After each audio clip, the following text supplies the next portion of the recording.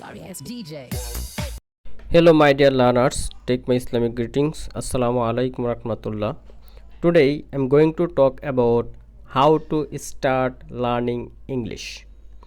ইংরেজির শুরুটা কিভাবে করব? আমরা যে কোনো ভাষা যদি আমি শিখতে চাই তাহলে কিছু সহজ টেকনিক বা স্টেপ ফলো করলে আমরা সহজেই সেই ভাষাটা আয়ত্ত করতে পারবো।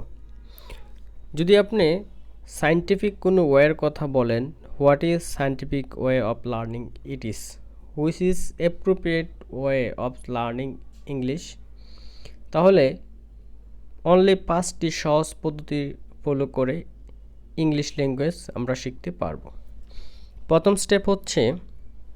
প্রথম দুটি স্টেপ হচ্ছে input, listening and reading. Listening আপনি রেগুলারলি যদি আপনি লিসনিং করেন, যেমন এটা বিবিসি নিউজ হতে পারে, watching movie, IELTS listening, English story, তাহলে আমাদের যে শুনে যে শুনে আমরা কী করতে পারবো, সেই ভাষা সম্পর্কে একটা ধারণা নিতে পারবো।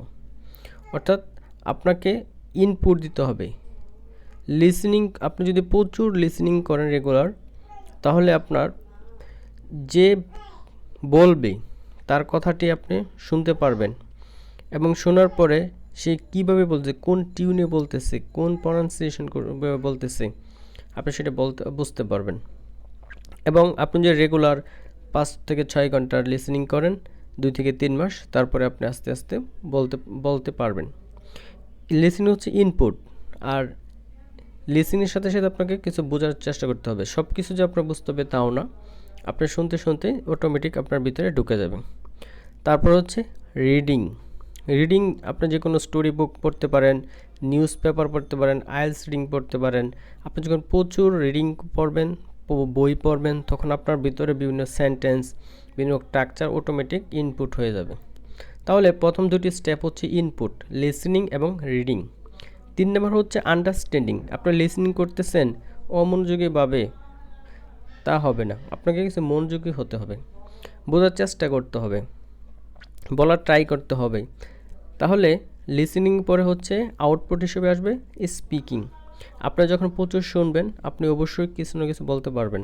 আপনি যখন প্রত্যেকটা শব্দ সম্পর্কে আপনারা শুনে অভ্যস্ত হবেন, তারপরে ওই যে আপনি যেরকম ইংলিশ শুনবেন, আপনি যে ব্রিটিশ প্রনাউন্সিয়েশন বা ব্রিটিশ ইংলিশ অথবা আমেরিকান ইংলিশ, আপনি যে ধরনের ইংলিশ শুনবেন তাহলে সেই ধরনের ইংলিশ বলতে পারবেন বা বলার চেষ্টা করলে আস্তে আস্তে হবে।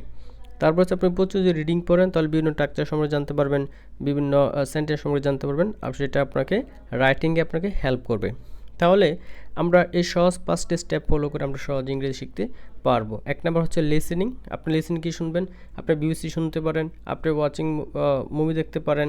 তারপরে রিডিং, আপনি বিভিন্ন স্টোরি বুক পড়তে পারেন, নিউজ পেপার পড়তে পারেন। তারপর হচ্ছে আন্ডারস্ট্যান্ডিং, এবং লিসনিং হচ্ছে ইনপুট, আর স্পিকিং আউটপুট। রিডিং হচ্ছে ইনপুট, স্পিকিং রাইটিং হচ্ছে output. Listening, speaking, reading, writing.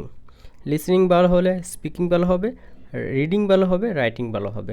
তাহলে আমরা এই স্টেপগুলো অনুসরণ করে আমরা ইংরেজি শিখব। ইংরেজি শুরুর কীভাবে করবো আশা করি আপনারা সবাই এখন বুঝতে পারছেন। থ্যাংক ইউ সবাইকে, আল্লাহ হাফেজ।